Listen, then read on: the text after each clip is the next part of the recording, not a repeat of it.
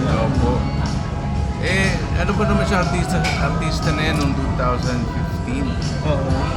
Going Bulilit. Doon siya nag-start kay Direk Bobo. Tapos eventually, lagi siya kinukuha ng Direk Bobo sa bawat show ni Direk. Hanggang sa naging kay John Lloyd, kasama rin siya. Sinama namin siya Quezon City. Kasama siya sa kumalong release ng movie.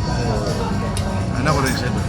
Ilang taon siya parang gusto niya mag-artista? Bata pa yan. Bata pa. Tapos nakita siya ni Tita LT sa ABS. Lingitan. Nagulat ako yan. Padali mo sa Bulilit. Tapos nag-audition. Tuloy-tuloy na. Tsaka sa bahay pa lang, bibo na yun. Sabi mo parang ang tatay mo. Mas bibo ka na mas malang. Ilang taon ko nagsimula? First movie ko, 2 ako eh. Grabe, di ba? Pero wala akong linya nun. Linya ko nun, daddy. Yung anak mo mga foreigner, ano bang lahi ni Jeff? American. African. Lumabas sa kanya, pati katawan. Ano yung mga tips or advice na binigay niyo sa kanya? Well, siyempre isa lang naman advice ang lagi kong sinasabi sa kanya na tatay ko na na-advise sa akin ever since.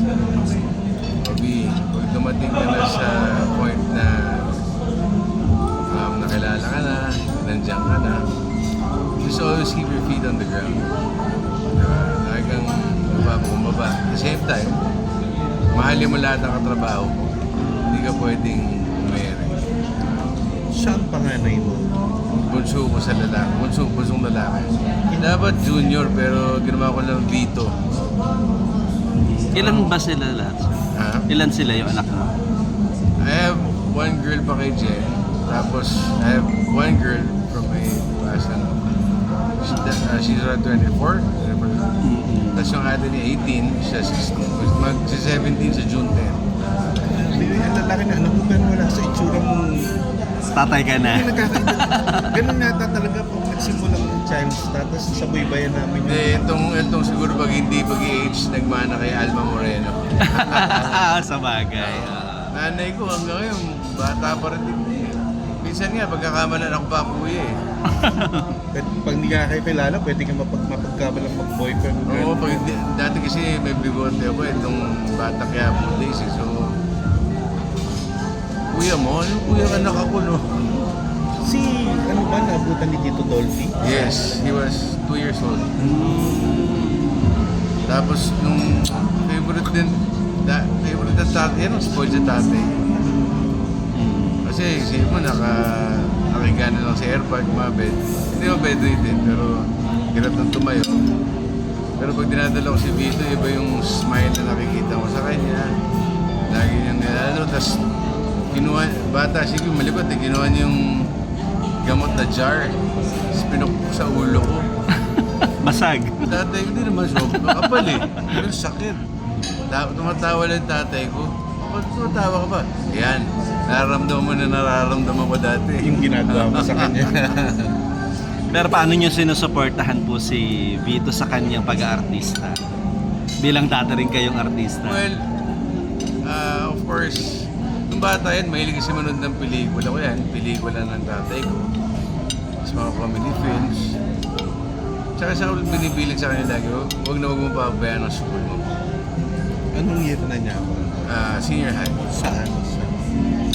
Nasa NU siya ngayon kasi naglalaro siya for NU. Basketball? But sports-minded din. Kaya Katawan naman. sports-minded. Mahilig sa basketball. NU juniors tapos I think alam mo nasa MPBL din sila Paranaque. 16 pa lang siya. 16, yes. Buha ko pa yan. Ano Bata ko, yung 16. mga namana niya sa'yo? Well, Alam na. siyempre kita mo kapag yan, manang-mana sa nanay. Pero ano po ba, pagka may mga liligawan, kailan magpaalam sa inyo, ganyan, or parang... Si mami niya, siyempre medyo ano dyan dahil siyempre mami. Pero ako sabi lang, Obi, Malalay lang ha, bago masyado mo yung love, bata ka pa, huwag mo gayahin si daddy. Kaya anak ako, 17 ako, 18. Maaga ako na rape. Pero, hindi masyadong lumabas yun. No? Lumabas. Pero tahimik. Pero siyempre, ang point lang naman nun, siyempre, I was still young, magulo pa yung utak ko. Eventually, narap ko rin, siyempre. First, anak ko yun. Bandang alam ni Vito na ano kayo, showbiz royalty. Yes, alam mo. From his lolo pa lang. Sa lola, kay Carlos. Yes, kay ma'am. May girlfriend na si Vito. May girlfriend siya. Saan tanongin niyo, bakit ako? Kayo po ba wala nang balak bumalik sa showbiz? Or parang... Active pa rin siya. Ano yung mga projects? Active pa rin ako, pero si Ate Mit lang Ayan. Grabe ka. Pero may movie kami dapat gagawin, di pa rin nagawa kami nila Adlen. Pero di pa lang busy yata si Direk eh. So, With, with Jano, with, diba? Okay.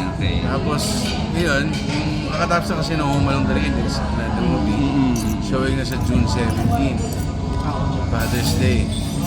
Kaya... Tribute din kay Erpat yun. Kumusta yun, Bano? Yung naging 2 years in the making yun. Kasi twice kami na back off sa MFF eh.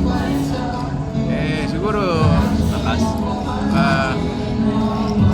siguro in God's will din na nangyari yun. Dahil mas gumanda yung movie at marami kami surprises na ilalagay doon. Siyempre, sabi nga nila, paano niyo gagawin yung Humalong? Wala na si Dolphy, wala na si Babalo. Sabi, mag-usap kami ng boy ko, huwag tayo magkakasama dahil is Humalong. And this movie is for Tatay Kevin. Basta may surprise kami na kami ang unang-unang gagawa din sa Pilipinas. shocking ba to? Yes, shocking yan, shocking. Andun si Mang Dolphy. Dahil uso naman ng AI ngayon, di ba? Ang nakakamiss ng tatay. Ako, sir, kung alam mo nung araw-araw ko nagdadasal sa natin for guidance. Siyempre, sa mga decision making. Even kay Vito, di ba? Mandot, anong pakiramdam na napakaswerte nyo dahil nakapasok kayo sa showbiz ngayon? Walang kahirap-hirap. Pati si Vito, di ba? Ang swerte lang. Well, siguro, nagkataon, hingin ng Panginoon na naging tatay ko si Dolphy, nanay ko si Alma. Kung di naman ako marunong din sa sarili ko, umarte, ba't ako papansinin? Di ba? At least kahit pa paano, kuha ng jeans kahit konti. Hindi, tsaka kahit nagsimula ka ng bata sa showbiz, lumaki kang responsable. Sabi nila, lumaki ako magulo. Hindi kamo yung posisyon mo ngayon, di ba? Sa Paranaque. Hindi, I finished 3 terms na sa Paranaque. So ngayon, medyo tutok muna ako sa business, sa mga anak ko, sa paglilinis sa bahay, sa paglalaba. Babalik ka sa House husband. 2020. Tsaka yung Banayad Whiskey namin, nilabas na namin, yes. 2020, babalik ka. Well, everybody's asking me that. Sinasabi ko lang, titignan ko saan ako dalhin ni Lord. Lahat naman ng bagay, hindi mo pwede ipilit. Eh, di ba? Pero para makatapos ka ng tatlong termino, di ba? Yes. Proof na mahal ka ng mga taga-bahay. Opo. Kailangan lang ng taong bayan talaga yung totoong serbisyo. Siyempre, tsaka yung medyo masaya, hindi laging malungkot. Di ba? Anong na-miss nyo kay Tito Dolphy? Kay Erpat, lahat siya ang na-miss ko. Yung conversations namin, yung lagi kami lumalabas, kumakain ko saan-saan. Food lover, food critic ko si Erpat, kahit saan siya kumakaya, kahit karinderi lang, basta ano. May gusto ba kayong i-share sa amin na hindi alam ng mga fans or parang behind the scene ni Tito Dolphy na hindi namin alam ng mga fans or ng ano?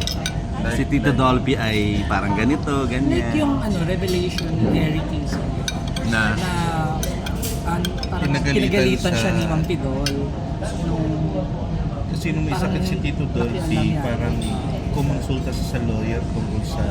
sa mana. Nagalit si Mang Dolphy, sinabihan siya ng Buhay pa ako. pinapatay na.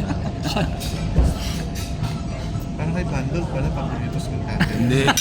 Ay, oo nga. Alam niyo lahat yung sinasabi niyo. Parang ganun yung Buti pa kayo paniniwala. nararamdaman niyo. Well, ako sinasabi lang pero I am not like that. Honestly, siguro ako lang mas malambing. Revelation. Well, wala akong tinatago na dahil ever since bata ako, nakadikit ako sa tatay ko. Ito, pwede. Sa school, nung bata ako, pag may pinapatawag ng principal yung magulang ko, ang pinapupunta ko nanay ko. So mga 3 beses yun, nanay ko lang pumupunta. Sabi ng principal, Sir Kizon, I want to meet your father next. Kinabahan na ako.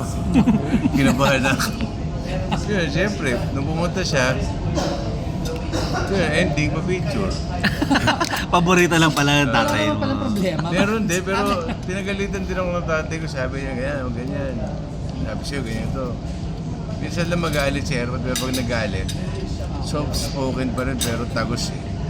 Nararamdaman mo talaga eh. Yung mga dalawa yung anak mong babae ka. Yes. Oo. Ayaw mag-showbiz. Hindi, yung dalaga ko, nag-aaral ng doctor eh. Ilang taon na to? 24. Itong panganay ko kay Jen, parang gusto na sa limelight, pero mahilig kumanta at saka magaling sa instruments. Tsaka moron school. Si Vito naman mahilig din pumasok. Hindi na gustuhan namin ni Jen sa kanya na priority pa rin yung studies niya.